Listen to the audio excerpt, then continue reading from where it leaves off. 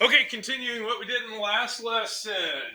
Graph listing the transformations. This is really nothing new today, and we're going to look at worksheet at the end of this group of worksheets that we have when we're done. Just a couple problems to look at. You should be able to look at this and figure out the vertex. To be able to graph it, you should automatically be able to look and say, I know the vertex. Everybody, see if you remember what we've been talking about the last few days. What is the vertex there? Write it down for yourself. Don't say it out loud right now. And then we'll see if you got it right. Okay? That honestly should be way enough time to have figured it out. You got it? You got it. Positive 3, positive 4.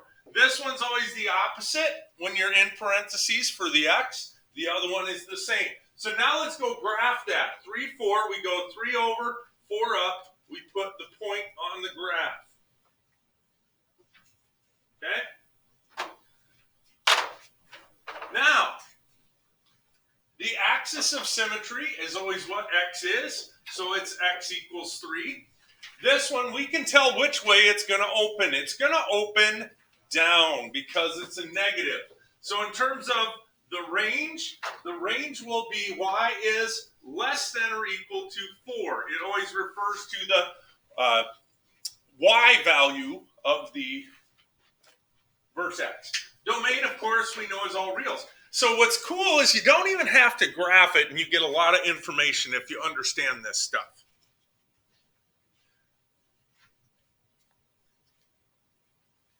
All right, so then how does this one work?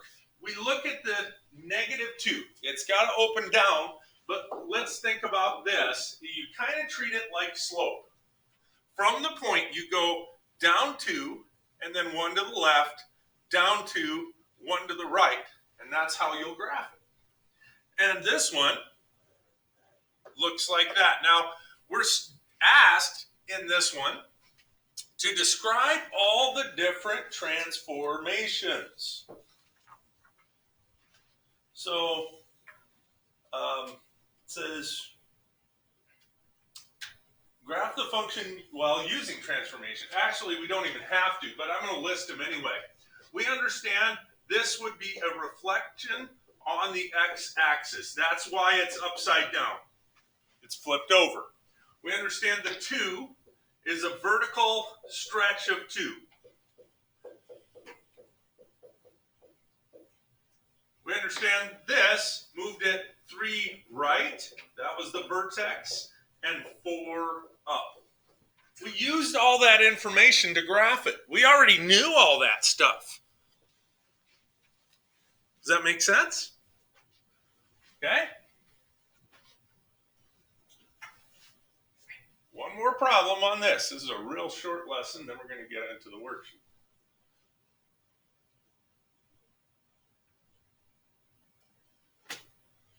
What's the vertex? Write it down for yourself, see that you're getting it, and then graph it. And we should have negative 4, negative 5. X equals negative 4. Domain is all reals.